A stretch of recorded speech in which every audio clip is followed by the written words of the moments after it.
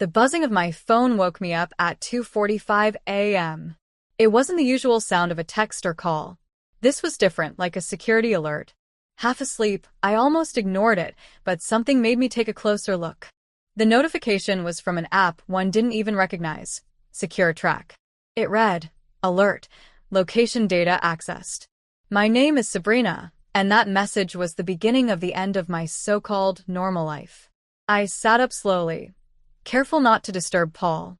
He was fast asleep beside me, his back turned, just like every night lately. The blue light from my phone lit up the room, making strange shapes dance on the walls as I tried to figure out what this mysterious app was. It wasn't on my home screen, but after digging through my settings, I found it, Secure Track, running silently in the background. How long had it been there? What the hell? I whispered, my hands shaking as I opened it. A map popped up, showing everywhere I'd been that week. My daily drive to the school where I teach, Sunday coffee with Caitlin, even the quick stop I'd made at the jewelry store to buy Paul's anniversary gift. The room suddenly felt too hot, too small. I got out of bed as quietly as I could and made my way down the hall to the kitchen. I passed Alyssa's room on the way. My 15-year-old daughter was fast asleep, completely unaware that her mom's life was unraveling. Under the harsh light of the kitchen, I went deeper into the app. It wasn't just tracking where I went. It had everything, my texts, my call history, even my internet searches. Every new discovery felt like a punch to the stomach. Who could have done this? Why? My hand shook as I reached for a glass of water. The house was silent except for the low hum of the refrigerator. The quiet made everything feel even stranger. Suddenly, my phone buzzed again. Another alert, Secure Track, audio recording in progress. My heart froze. Audio recording? I scrambled through the app until I found a folder labeled Recordings. The newest file was from 3 days ago. I tapped it, and my own voice played through the speaker, soft and distant. "I don't know, Caitlin," I heard myself say during our coffee chat. "Paul's been acting different lately, working late, always on his phone." My blood turned cold. I quickly stopped the recording, my stomach twisting in knots. Someone had been listening to my private conversations. Someone had been tracking everywhere I went. For an app like this to be installed, someone would have needed physical access to my phone. The sound of footsteps upstairs made me freeze. They were heading toward the bedrooms. A moment later, I realized it was just Paul, probably getting up to use the bathroom like he did most nights. But for the first time in 16 years of marriage, the sound of his footsteps made my skin crawl. I quickly shut the app and deleted the alerts, my instincts taking over. Don't react. Don't give yourself away. Gather proof. Make a plan. My students would never believe their calm, Shakespeare-quoting English teacher could think so strategically. When I got back in bed, I lay there, wide awake, listening to Paul's steady breathing. My thoughts were spinning. The man I'd trusted for so long, the father of my child, my partner, was hiding something.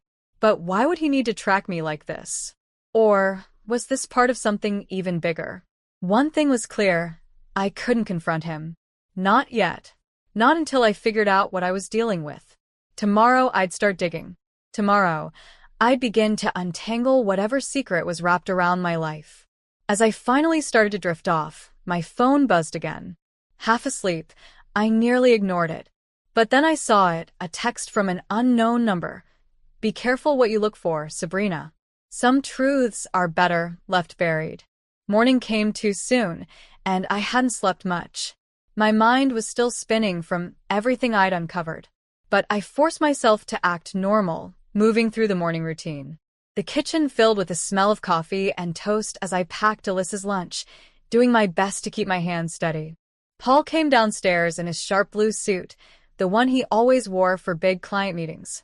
He barely looked at me as he filled his travel mug with coffee. "Big meeting today?" I asked, keeping my voice casual while watching his face for any signs of guilt. "Yeah," he said, not meeting my eyes. "Probably won't be home for dinner." His focus stayed on the coffee, stirring it with robotic precision. "The Morrison account needs extra attention," he added.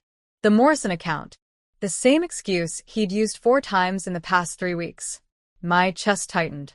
I wanted to scream, to demand answers about the app and the tracking. But instead, I bit my tongue, nodded, and turned back to making Alyssa's sandwich. Mom, have you seen my USB drive? Alyssa called as she walked into the kitchen, her dark hair still damp from her shower. The blue one with all my coding projects on it. Check the living room, I said, grateful for the distraction. I said you were working there last night. Alyssa stopped, her eyes flicking between Paul and me. She was always sharp, too smart for her own good sometimes.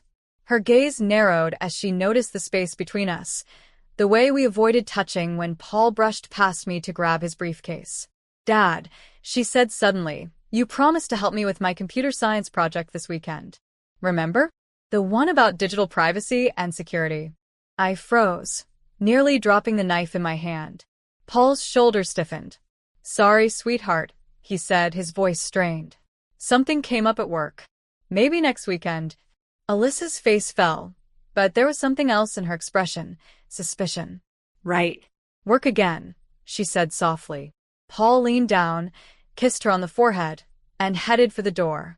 Love you both, he called out, but the words felt empty, like they were rehearsed. After he left, Alyssa turned to me. Mom, what's going on? What do you mean? I asked, busying myself with the breakfast dishes. Dad's been acting weird, and she hesitated. You look like you haven't slept. Plus, you're washing that same plate for the third time. I set the plate down, forcing a smile. It's just work stress, honey. You know how it gets during finals season. Mom, Alyssa said, crossing her arms, I'm 15, not 4. I know something's wrong. I heard you up last night. Before I could come up with a reply, my phone buzzed. Another secure track alert. I snatched it up before Alyssa could see the screen, but not before catching the message. Audio recording saved. Kitchen, 6:30 a.m. I need to get to school early, I said quickly, grabbing my purse. Teacher's meeting.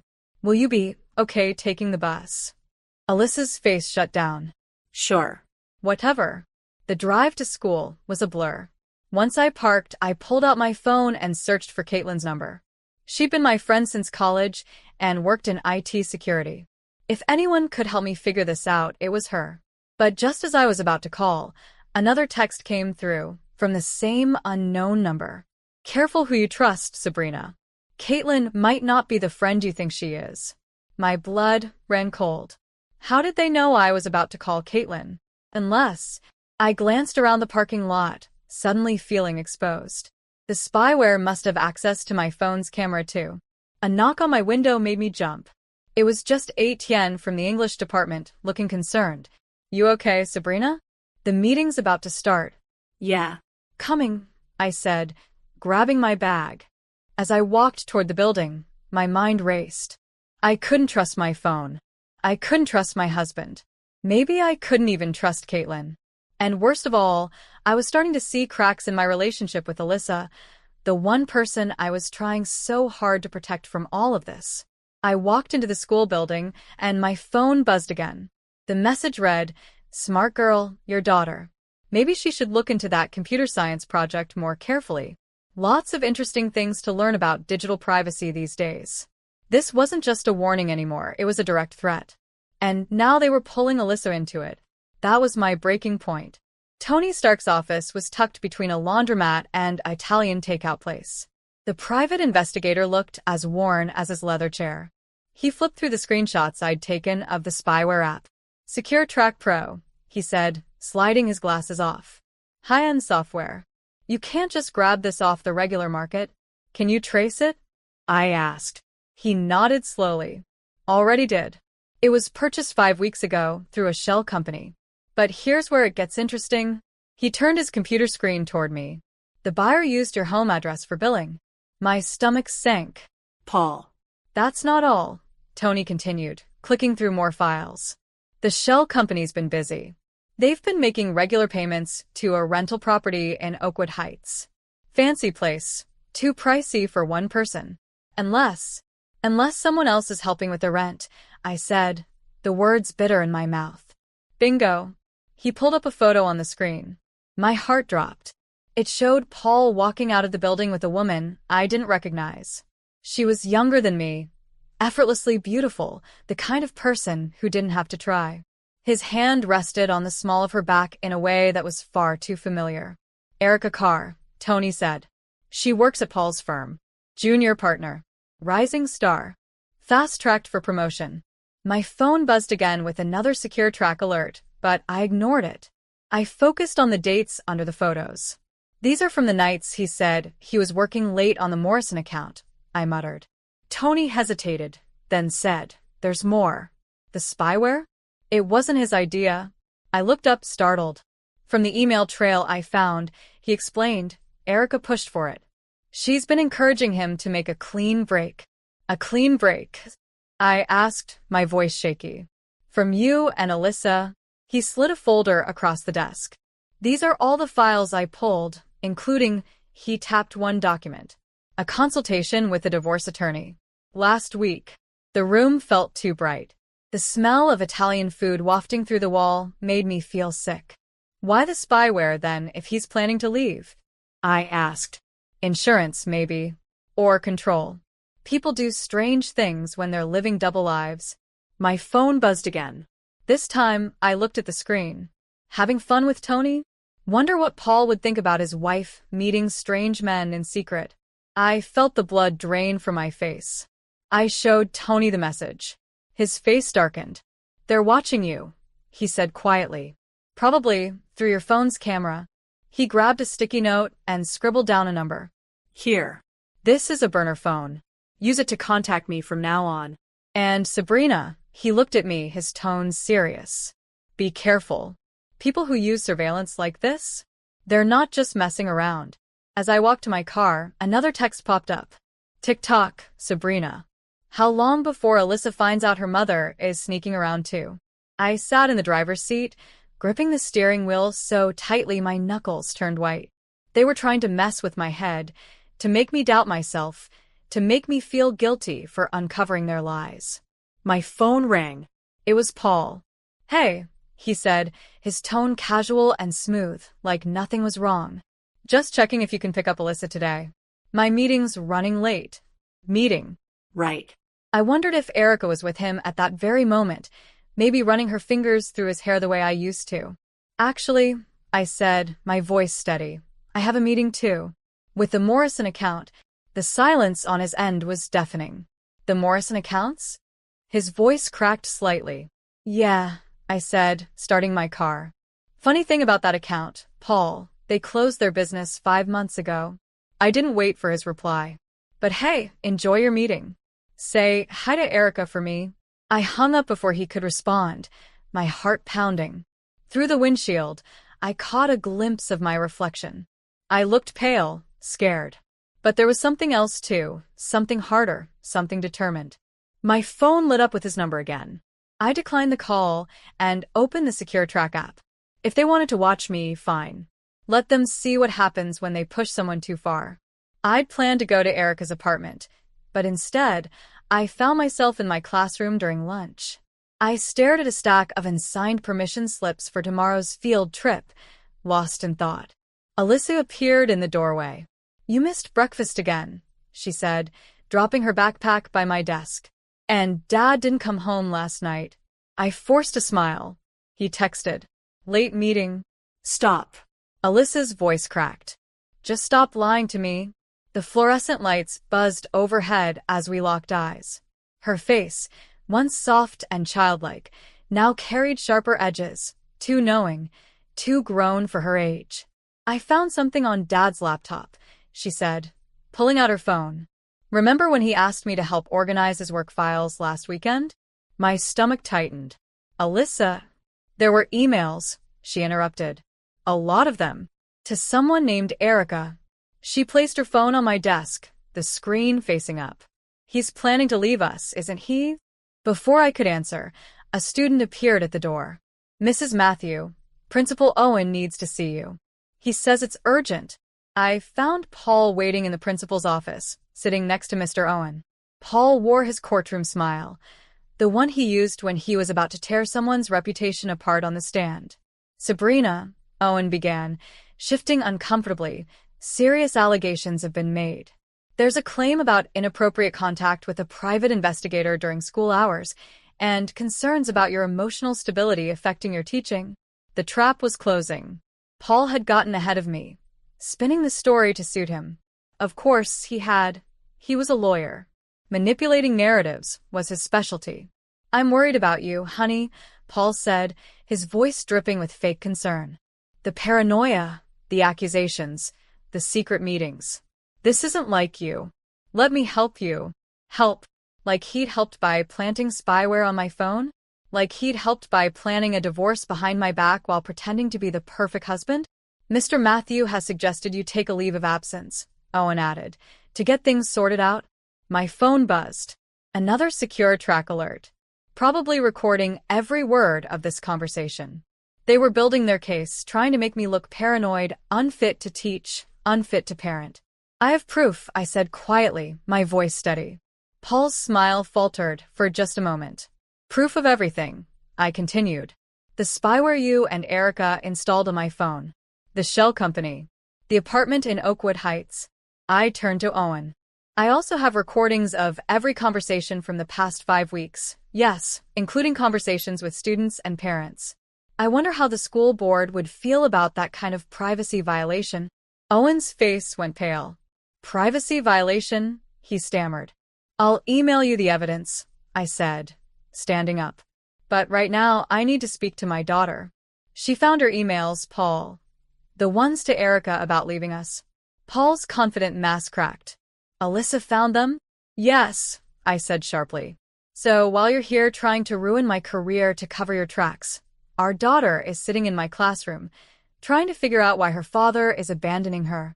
I walked out, leaving them stunned and scrambling for words. In the hallway, my phone buzzed again. This time, it wasn't secure track. It was a text from Tony. "Got something big. Erica's not who she claims to be. Meet ASAP." Back in my classroom, Alyssa was still there, her laptop open, lines of code scrolling across the screen. "What are you doing?" I asked, my voice shaky. "Fighting back," she said, not looking up. "Did you know most spyware has backdoors that can be hacked? Dad really should have done better research before buying it." I watched her fingers fly across the keyboard, her face focused and determined. In that moment, she looked so much like me, not the scared, gaslit version I'd been lately, but the strong, fearless version I used to be. The version I needed to find again. "Mom," Alyssa said, finally looking up.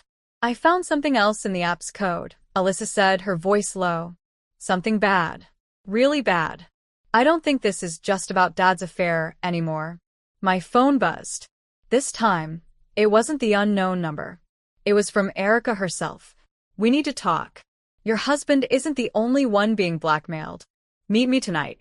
Alyssa's face was lit by the blue glow of her laptop as we sat in Tony Stark's dimly lit office. "It's not just spyware," she explained, her fingers flying across the keyboard. "It's part of something bigger. Look at these network connections." Tony leaned closer, squinting at the code. "These IP addresses, they're routing through law firms across the state." "Dad's firm isn't the only one involved," I said, Erica's message about blackmail flashing through my mind. "How many, Alyssa?" 17 so far, she said. "They're all using the same spyware, all tied to one central server." Her fingers kept moving as she added, "And get this, they're all handling high-profile divorce cases." Tony let out a low whistle. "Surveillance footage, private conversations, location data. That's a gold mine for divorce settlements." My phone buzzed again. Another message from Erica. "They're watching. Don't trust Paul. Meet me at Millvale Riverfront Park in 45 minutes. "It's a trap," Tony said, reading the message over my shoulder. "Probably," I replied, grabbing my coat. "But she's scared," I added. "You didn't hear her voice in the recordings Alyssa found." "Wait." Alyssa turned her laptop toward me. "Look at this email thread. Erica tried to back out 4 weeks ago. The next day, someone sent her this." The attachment showed Erica leaving a building I recognized immediately, a women's shelter where I volunteered. She was helping a young woman inside, both of them glancing nervously over their shoulders. Her sister, Tony said quietly. She's been hiding from an abusive ex for 5 months. Erica's been helping her stay off the grid. My stomach churned as the pieces fell into place. They're using her sister to control her. Mom, Alyssa said, her voice trembling. There's something else. Remember that college fund Dad started for me last month? My chest tightened. What about it? The money, it's not mine. It's being funneled through shell companies. The same ones paying for the spyware. She hesitated, her voice heavy with disbelief. Dad's helping them launder money. The room spun as the weight of it all crashed down on me. Paul wasn't just having an affair or spying on me. He was part of something far darker, something that could ruin not just our marriage but his career, his freedom, and everything we had built. My phone buzzed again. This time it was a video. It showed Alyssa walking home from school yesterday. Beneath it was a single line. Back off or she's next. They're bluffing, Tony started, but I was already on my feet, heading for the door. Mom, stop. Alyssa called after me. We need a plan. I have one, I said, turning back to see my daughter's worried face. She looked so much older than her 15 years. I'm ending this. Tonight. Not alone, you're not, Alyssa shot back, grabbing her laptop. I can hack their network, shut down the spyware remotely. Give you a window. Absolutely not, I said firmly. It's too dangerous. More dangerous than you meeting Erica alone?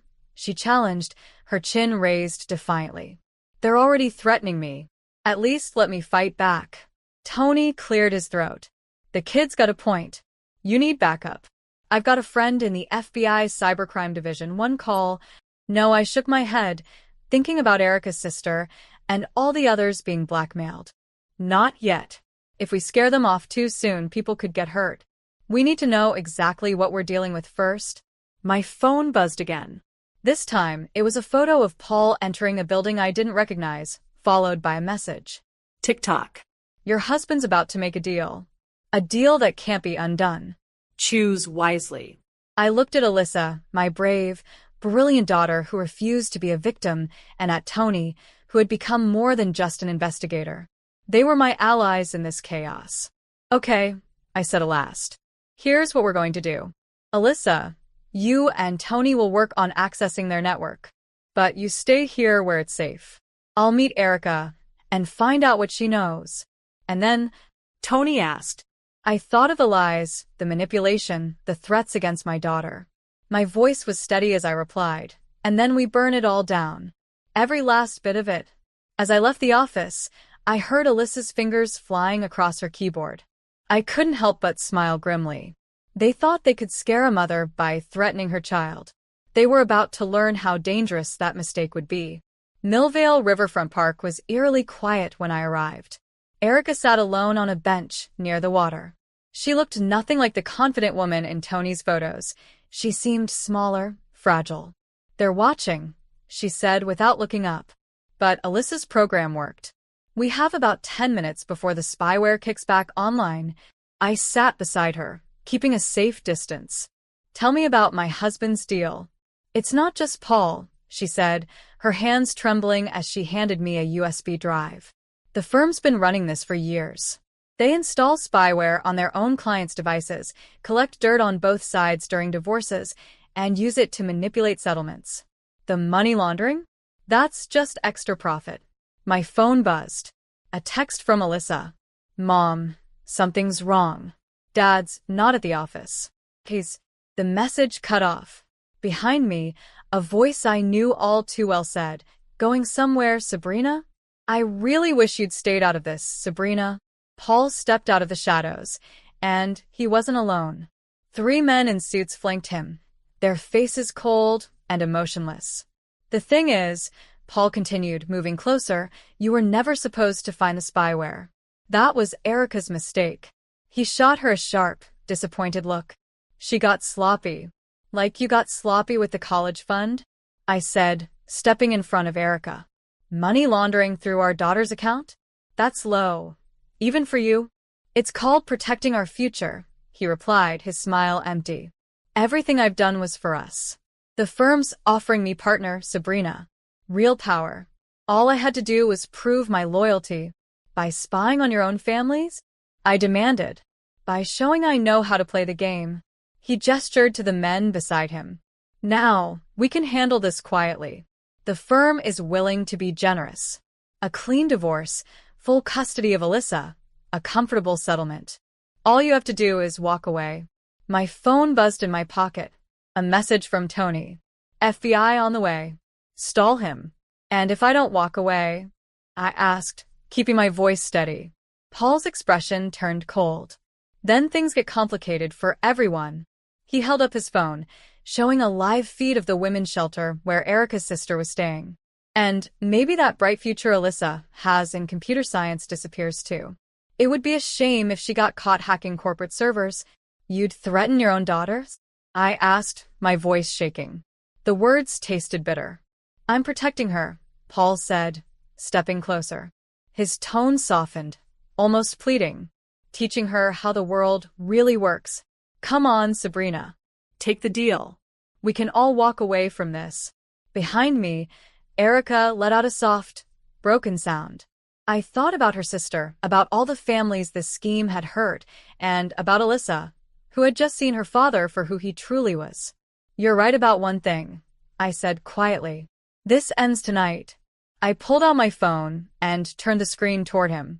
A live stream was playing, Paul's entire confession, being sent directly to Tony and the FBI, with backups saved to secure servers. Paul's face went pale. You didn't come alone, he said hoarsely. Neither did you, I replied. Flashlights suddenly lit up the park as FBI agents emerged from the darkness. Paul's 3 friends vanished without a word, leaving him alone as the agents closed in. Sabrina, please, he begged, his confident mask gone. Everything I did was for us. For Alyssa. No, I said, watching as the agents cuffed him. Everything you did was for yourself. My phone buzzed one last time, a message from an unknown number. This isn't over. The firm protects its own. I looked around the park. Paul was being led away, his world collapsing around him. Erica sobbed in relief as agents reassured her that her sister was safe. My life, the one I had worked so hard to build, was in ruins. The firm would strike back. My career might be over. Our savings were likely gone. And somewhere in Tony's office, my teenage daughter had just witnessed her father choose power over family. But as I stood in the darkness, watching Paul's downfall, one thing was certain. I wasn't scared anymore. I realized something important.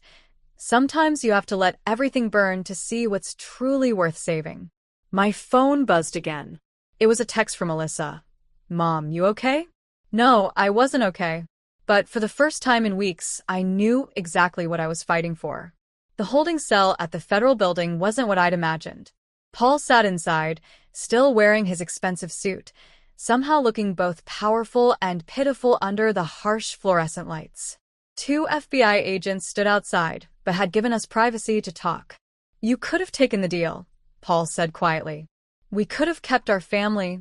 Our families, I repeated, placing the USB drive Erica had given me on the table between us. Let's talk about family, Paul. Let's talk about the 25 other families your firm destroyed this year alone. His jaw tightened. You don't understand how things work in my world. I understand perfectly.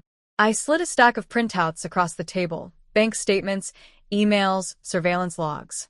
You chose power over people, money over morality. And now you're choosing your firm over your daughter.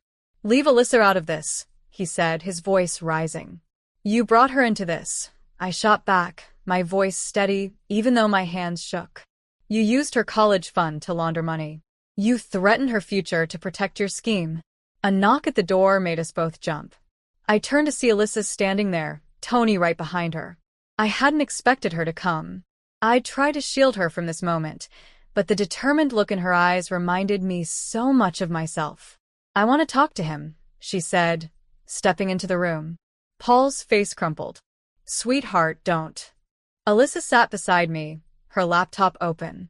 I found something in the spyware code, she said, her voice steady but laced with anger. Something Mom doesn't know about yet. My heart stopped. Paul's face went pale. The program wasn't just recording conversations, Alyssa continued. It was fabricating them, creating fake evidence to use against your clients' spouses. And Mom, she turned the laptop toward us, her voice trembling slightly. They were building a case against you too. I stared at the screen. Audio files, manipulated photos, faked conversations. It was a complete, fabricated history of inappropriate behavior, designed to ruin me. Insurance, Paul whispered. In case you ever found out. In case you ever became a threat. I felt the anger I'd been holding back boil over. You were going to destroy my career. Take Alyssa away from me. The firm required leverage on everyone involved. Even me, Paul said. He reached for Alyssa's hand, but she pulled it away. You would have used it, Alyssa said sharply. Just like you used Erica's sister against her. Just like you've used everyone. A commotion outside drew our attention. Through the window, I saw Erica being led in by agents. Her face was streaked with tears, but her posture was strong, determined. Behind her came a line of men in suits, the firm's senior partners. Their air of power was gone, replaced by panic as federal agents marched them inside. They're all turning on each other, Tony said, appearing in the doorway. The whole house of cards is falling apart. Paul stood abruptly, his desperation plain on his face. Sabrina, please. I looked at him, the man I'd once trusted with everything, and felt nothing but disgust. It's over, Paul. I can still fix this, Paul pleaded, his voice desperate. The firm has connections, resources. Stop, Alyssa said sharply, cutting him off. Her voice was steady, her words clear. Just stop lying. She stepped closer to him, her gaze unwavering. Mom found the spyware, but I found the truth. I cracked their encryption. Me, your daughter. The same one you were ready to sacrifice. Alyssa stood, gathering her laptop, her expression a mix of anger and resolve. I used to think you were the smartest person I knew. Now I see you're just another bully who thought he could control everyone with their secrets. She turned to me. Can we go home now, Mom? Paul reached out again. Alyssa, everything you did was for yourself, she said coldly, cutting him off again. Mom protected me. You only protected your power. As we walked toward the door, Paul called after us one last time. What happens now? I paused and looked at my daughter, the amazing person she had become through all of this. I looked at Tony, a true friend who had stood by us. And I glanced out the window at Erica, who had finally chosen truth over fear. Then I met Paul's eyes. Now we rebuild, without you. Alyssa slipped her hand into mine as we left. Behind us, Paul's carefully constructed world continued to collapse. But ahead of us, there was something new, a future built on truth instead of lies, strength instead of control, and love instead of fear. My phone buzzed as we stepped outside. It was a message from the school board. Position secure. Evidence of firm's manipulation cleared. When can you return to teaching? I smiled and squeezed Alyssa's hand. There was still a lot of healing to do, but for the first time in months, the path forward felt clear. 5 months later, I stood in our small apartment, watching Alyssa set up her computer station in what used to be the dining area. The space was much smaller than our old house, but it felt more like home. Mom. Alyssa called, her voice excited. The cybersecurity program accepted me for their summer workshop. I walked over to see the acceptance email on her screen, my heart swelling with pride. Things had changed so much in half a year. The trial was still ongoing, but Paul had pleaded guilty to reduced charges in exchange for testifying against the firm. The scandal had shaken the legal community, exposing similar schemes at law firms across the state. My phone buzzed with a message from Erica. Coffee tomorrow? Caitlin's coming too. We need your input on the shelter's new security system. I smiled. Erica's transformation had been unexpected but inspiring. She had gone from someone I feared to an ally I trusted. After everything, she had dedicated herself to helping other women escape controlling relationships, using her insider knowledge to strengthen the shelter's protections. Think fast. Alyssa tossed a small package my way. I caught it and opened it to find a USB drive shaped like a key. It's clean, she said with a grin. I laughed, holding the drive in my hand, and looked at her. So are we? I smiled as I checked the message. We could laugh about it now, but those weeks of uncovering the spyware had changed both of us. Alyssa had turned her pain into purpose, becoming the youngest intern at Tony's new cybersecurity consulting firm. And me? I was Professor Matthew again. Professor Matthew, a student's voice called from my laptop. Right? Office hours. Even through video chat, teaching felt different now, better, more meaningful. Just a minute. I called back, then turned to Alyssa. Dinner at 6. Caitlin's bringing that pasta you like. Can't, she said, packing her bag. I'm meeting Tony and his FBI friend to talk about the workshop curriculum. She paused, her expression softening. Dad's sentencing is next week. The room seemed to quiet for a moment. We'd both received letters from Paul, full of apologies, explanations, and promises to change. They sat unopened in my desk drawer. Some bridges, once burned, weren't meant to be rebuilt. My phone buzzed with a text from an unknown number. You thought you won, but power always protects its own. I showed it to Alyssa. She was already typing. Traced it. Just another bitter ex-partner from the firm. Want me to send it to Tony? No, I said, deleting the message. Some people never learn that real power isn't about control. The doorbell rang. Caitlin was early. She and I were preparing for an upcoming educational conference on digital privacy in schools. Funny how my nightmare had turned into something that could help others. Coming. I called, but Alyssa was already opening the door. She and Caitlin had grown close, bonding over coding and their shared love of terrible sci-fi movies. Hey, warrior women, Caitlin said, walking in with bags of takeout. Ready to change the world? I glanced around our cozy home. Alyssa's workspace was set up where she helped people protect their privacy. Conference notes were spread across my desk. And Caitlin's friendship with Erica had grown as they worked together to secure the shelter. You know what's funny? I said, grabbing plates from the cabinet. When all of this started, I thought it was about revenge, making Paul pay for what he did to us. It wasn't, Alyssa said, setting up her laptop. It was about deciding who we wanted to be after the betrayal. Caitlin raised an eyebrow. When did you get so wise, kid? When my mom showed me that strength isn't about controlling others, Alyssa said with a smile. It's about helping others find their own strength. My phone buzzed again. This time it was Tony. Got that teaching position approved. You start the cybersecurity awareness program next semester. Alyssa's curriculum suggestions were brilliant. I laughed, holding the phone up for Alyssa to see. Looks like we've got more work ahead. Alyssa grinned. Good. We're just getting started. I looked at my daughter, this incredible person who hadn't just grown through our challenges but had become stronger because we faced them together.